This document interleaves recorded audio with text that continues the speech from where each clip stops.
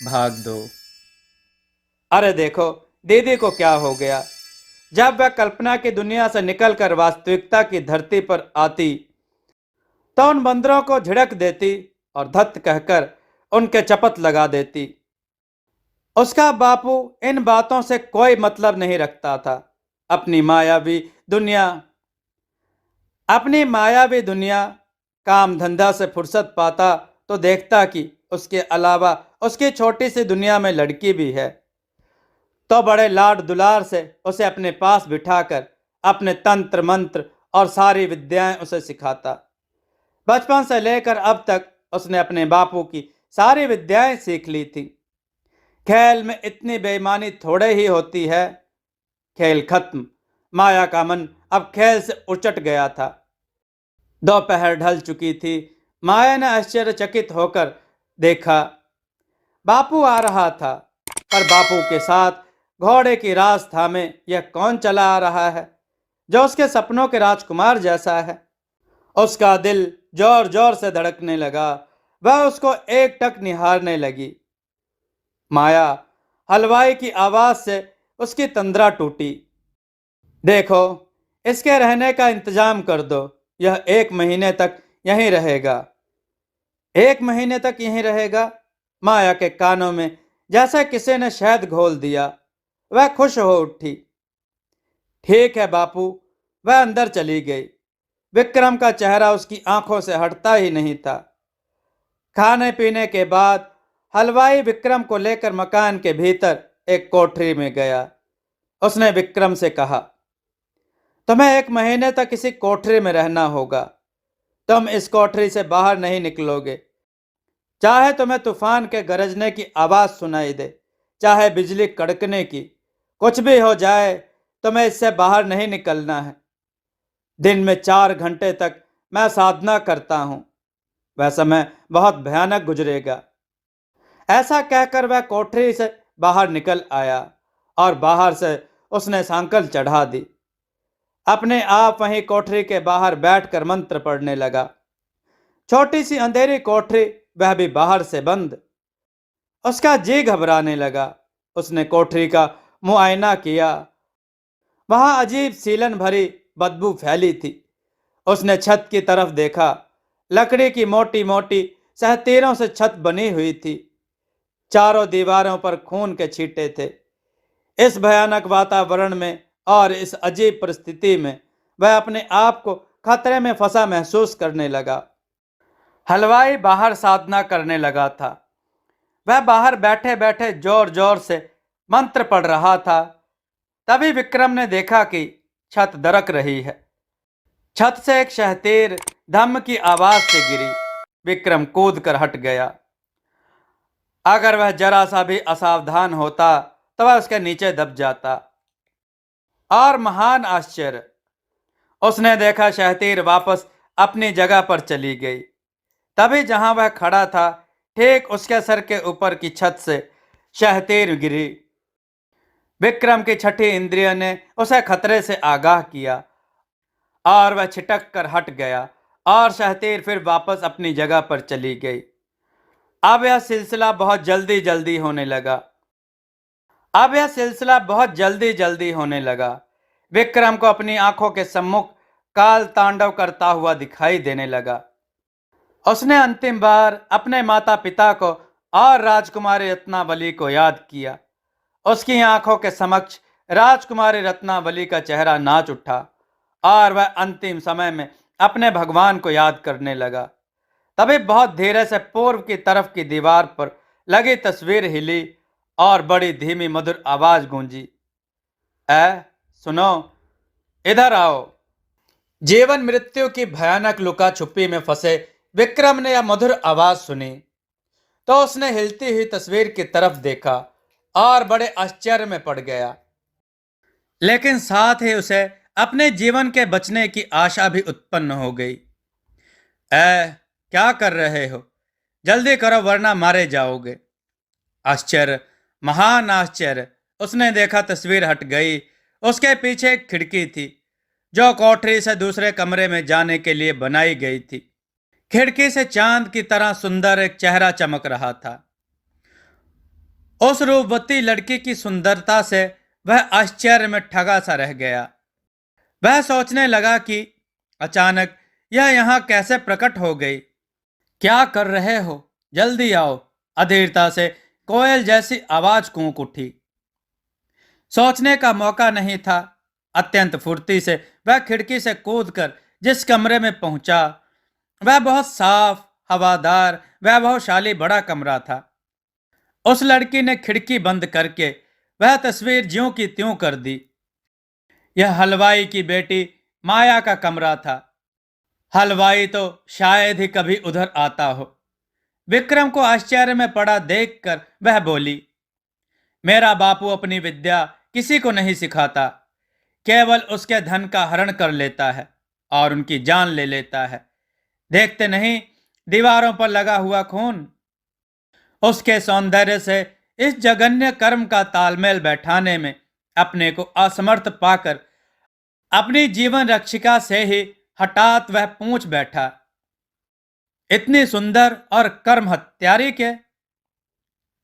जहां माया अपनी सुंदरता की तारीफ सुनकर खिल उठी, वहीं अपने लिए हत्यारी शब्द सुनकर उदास हो गई। उसकी दुखती रग पर ही जैसे उंगली रख दी हो विक्रम ने। माया के सुंदर आंखों में आंसू भर आए। अत्यंत उदास स्वर में वह कहने लगी, मेरा है ही कौन, मैं तो बिल्कुल अकेली हूं। माँ बचपन में ही छोड़कर चली गई। बापू अपने काम में लगा रहता है, मेरे लिए उसके पास समय नहीं है। फिर उसके तंत्र मंत्र से सब डरते हैं, इसलिए मेरे साथ किसी लड़की को अपने घर वाले नहीं आने देते। मेरी कोई सहेली भी नहीं है, इसलिए मैं छोटे बच्चों के साथ अपना समय पार करती हूँ, खेलती हूँ। फिर सब मेरी हंसी उड़ाते हैं। बापू जो भी करते हैं वह मुझे जरा भी अच्छा नहीं लगता, मगर मैं क्या करूं, मेरा कोई उस पर जोर थोड़े ही है। शुरू में मैं उसे मना करती थी तो वह मेरी पिटाई लगा देता था।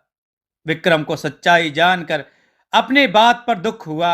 उसने कहा, मुझे नहीं पता था, मुझे क्षमा करो, तुमने तो मेरा जीवन बचाया है।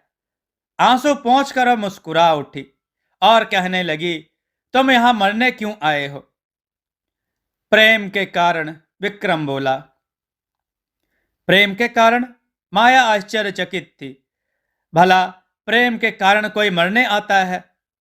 हाँ, मैं राजकुमारी से प्रेम करता हूं। राजा ने शर्त रखी है कि अगर मैं अजूबा का तमाशा उन्हें दिखाऊंगा, तभी वह राजकुमारी का विवाह मुझसे करेंगे। यह बात सुनकर माया के चेहरे पर एक रंग आया और चला गया। माया ने कहा, बापू तो तुम्हें अजूबा का तमाशा कभी नहीं सिखाएगा, वह तुम्हारी जान ले लेगा, लेकिन मैं तुम्हें अजूबा का तमाशा सिखा दूंगी। तुम तुम सिखाओगी? क्या तुम्हें यह विद्या आती है? विक्रम ने आश्चर्यचकित स्वर में पूछा। आती है, यह तो बचपन से अब तक मैंने सीखा है बापू से, माया ने उत्तर दिया और अपनी आशंका व्यक्त की। जब बापू को पता चलेगा कि मैंने तुम्हें यह विद्या सिखा दी है, तो वह तो मुझे मार ही डालेगा, क्योंकि यह विद्या उसके और मेरे अलावा किसी और को आती भी नहीं है। जान तो वह जाएगा ही। दूसरी बात यह है कि जैसे तुम अपने प्रेम के लिए सीख रहे हो, वैसे ही मैं भी तुमसे प्रेम करने लगी हूं। इसी शर्त पर सिखाऊंगी कि विद्या सीखकर तुम मुझसे विवाह करोगे। अब विक्रम के सामने और कोई रास्ता नहीं था। यदि वह मना करता है तो वह विद्या नहीं सिखाएगी, यदि वह हाँ करता है तो उससे विवाह करना पड़ेगा। इन दो रास्तों में उसे दूसरा ही रास्ता सही लगा और उसने उसे वचन दे दिया कि यदि वह विद्या सीख जाएगा तो वह उससे विवाह करेगा। जितनी देर तक हलवाई बाहर तंत्र मंत्र करता, उतनी देर तक माया उसे अजूबा का तमाशा सिखाती। फिर उसके साथ चौपड़ खेलती, मीठी मीठी बातें करती। अब उसकी रूखी सूखी नीरस बेरंग दुनिया सुंदर हरी भरी रसपूर्ण सुगंधित फूलों की क्यारियां बनकर महक उठी थी। इस प्रकार धीरे धीरे एक महीना बीत गया।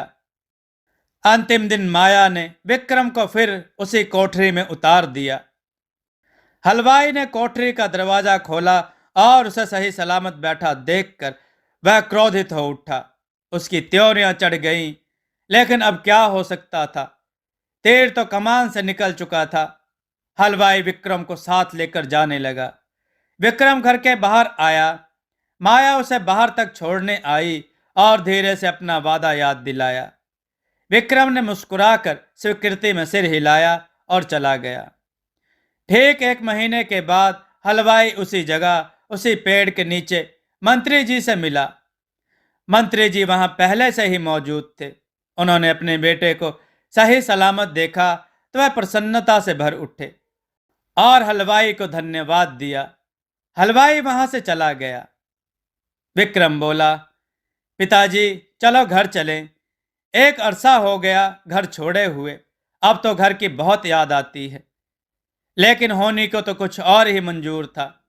मंत्री जी के मन में लालच आ गया। उन्होंने कहा, बेटा इतना धन खर्च किया है तो जो विद्या तुमने सीखी है कुछ हमें भी दिखाओ। तुम्हें विद्या सिखाने में जितना खर्च किया है वह अजूबा की विद्या से पैदा कर लो। विक्रम बोला, पिताजी इस विद्या का बेवजह प्रदर्शन और दुरुपयोग खतरनाक साबित हो सकता है कि मेरा जीवन संकट में पड़ जाए। लेकिन मंत्री जी ने उस बात को अनसुनी करके कहा, नहीं बेटा, बस एक बार जितना धन गया है उतना आ जाए, उसके बाद फिर कभी नहीं। विक्रम ने कहा, ठीक है, अब मैं आपको बताता हूं। मैं एक कटार का रूप धर लूंगा और आप उस कटार को बाजार में जाकर बेच देना। इतना कहकर उसने मन ही मन मंत्र पढ़े और 2-3 फिरकियां लगाईं। अब वहां एक सुंदर रत्न हीरों से जड़ी चमचमाती हुई बहुमूल्य कटार पड़ी थी। मंत्री ने उस सुंदर चमचमाती बहुमूल्य कटार को देखा तो उनकी आंखें चौंधिया गई। उसमें हीरे जगमगा रहे थे। रत्नों की इंद्रधनुषी छटा अपना रंग बिखेर रही थी। अद्भुत अलौकिक भव्यता वाली वह कटार लेकर मंत्री बाजार पहुंचे। अनेक धनी व्यक्ति उस कटार को खरीदने टूट पड़े। अब वहां बोलियां लग रही थी। हर कोई उसी कटार को खरीदना चाहता था। रईस व्यक्ति उसे अपनी शान बढ़ाने के लिए लेना चाहते थे। तभी एक जमींदार ने 10,000 स्वर्ण मुद्राओं की सबसे ऊंची बोली लगाकर उस कटार को खरीद लिया। अब वह उस कटार को हर समय अपने साथ ही रखता था। जरा सा भी अवसर नहीं मिलता कि वह कटार अपने वास्तविक रूप में वापस आ सके। जागीरदार ने विशेष रूप से 2 नौकर उसकी देखभाल के लिए नियुक्त कर रखे थे, जो उसके सो जाने पर उस कटार की चौकसी करते थे। जिस प्रकार से बाजार में उस कटार पर भीड़ टूट पड़ी थी और उसके हाथ मार ले जाने पर अन्य व्यक्तियों ने उसे धमकाया था, उससे उसके मन में भय बैठ गया था कि कहीं मेरी कटार कोई चोर ना चुरा ले जाए। अब उस कटार को प्राणों की तरह सहेज कर रखता था वह। और इधर उसकी यह चौकसी से विक्रम की जान पर बन आई थी। आधी रात का समय था। जागीरदार घोड़े बेचकर सो रहा था। उसके खर्राटों की आवाज गूंज रही थी। मेज पर कटार रखी थी, उससे प्रकाश की किरणें फूट रही थी। पहरेदार इस बेजान सी चीज की पहरेदारी और जागीरदार की सनक से उकता चुके थे। एक ने तंबाकू निकाली, हाथ पर रखकर मली, फिर दूसरे को भी दी। एक ने कहा, भाई एक बात समझ में नहीं आती, आखिर यह कटार के लिए इतना व्याकुल क्यों है? दूसरा बोला, भाई बड़े लोगों की बड़ी बातें, क्या ही उजियारी फैली है। चलो थोड़ा बाहर की भी हवा ले लें, तब तक इसे कौन खा जाएगा। आकाश में पूर्णिमा का चांद थाल की तरह चमक रहा था। उसकी शुभ्र ज्योतिष्ना में प्राकृतिक जगत अंधेरे और चांदनी की आंख मिचौली में अर्ध प्रकाशित होकर एक अलौकिक स्वप्न नगरी का सृजन कर रहा था। दोनों पहरेदार उस सुखद मन भावन विश्राम स्थल पर थोड़ी देर के लिए बैठ गए, अपने सुख दुख की बातें करने लगे और जागीरदार के अत्याचारी स्वभाव की बातें करने लगे। पहला नौकर बोला, अब इसकी ताबेदारी करना मुश्किल लग रहा है। मैं तो कहीं दूसरी जगह नौकरी ढूंढ लूंगा। दूसरा नौकर बोला, हाँ भाई, मगर यह जाने दे तब ना। यह फटकारता तो है ही, साथ ही हाथ भी छोड़ देता है। भला बताओ, हम काम के पैसे लेते हैं, कोई भीख थोड़े ही मांगते हैं, फिर मार क्यों खाएं। पहला नौकर बोला, भाई, कल छुट्टन रसोइये को थोड़ा सा तेल फैल जाने पर इसने इतना मारा कि उसके मुंह से खून निकलने लगा। सभी तैयार बैठे हैं, कोई बहाना मिले और नौकरी छोड़े। अपने आप तो नौकरी भी नहीं छोड़ सकते, संसार के कोने से भी ढूंढ कर ले आएगा और जाने नहीं देगा। सभी मना कर रहे हैं कि हे प्रभु, कोई ऐसा मौका दो कि निर्दयी अत्याचारी अपने आप ही सबको निकाल दे। मौका तो सबको मिल गया। प्रभु ने भी उन सब नौकरों की प्रार्थना सुन ली। उन सब का उस सन के जमींदार से पीछा छुड़वाने वाला प्रभु ने भेज दिया था, उस कटार को, और उस कटार ने सभी नौकरों का पीछा छुड़वा दिया। उधर वह कटार धीरे धीरे खिसकी और एक दो फिरकियां खाई। अब वहां कटार की जगह एक अजीबोगरीब इंसान खड़ा था। सर से पैर तक चमकदार गहरे नीले रंग की पोशाक थी, लोहे का टोप सिर पर लगाए और कंधे पर पंख थे, और अकड़ती हुई चाल से बाहर आया। पहरेदारों की उसे देखकर भय के कारण घिघी बंद गई। तभी पहरेदारों ने फटी फटी आंखों से जीता जागता अजूबा देखा कि उस इंसान ने हवा में ऊपर की ओर बाहें उठाई और उड़ता हुआ आकाश में चला गया। पहरेदार वहीं स्तंभित से खड़े रह गए। अपने जीवन में उन्होंने ऐसा अद्भुत दृश्य नहीं देखा था। प्रातः जब जागीरदार सोकर उठा तो उसने देखा कि कटार गायब है। यह देखकर वह सन्न रह गया। वह बड़ी बेचैनी से इधर उधर कटार को ढूंढने लगा, मगर उसे कहीं दिखाई नहीं दी।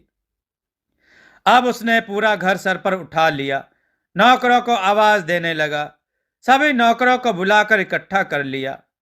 मित्रों, देववाणी चैनल की ये कथाएं आपको कैसी लगी हैं, हमें सुझाव में जरूर बताएं। कमेंट करें, चैनल को सब्सक्राइब करें और वीडियो को लाइक करना बिल्कुल ना भूलें। मित्रों, दोस्तों, आपको यह कथा कैसी लगी, अपने विचार और सुझाव कमेंट में जरूर दें। हमारी कथाओं को लाइक करें, हमारे चैनल को सब्सक्राइब करना ना भूलें। हमारी कथाओं को शेयर जरूर करें, जिससे लोगों को अच्छा ज्ञान प्राप्त हो। जय श्री राम भक्तों।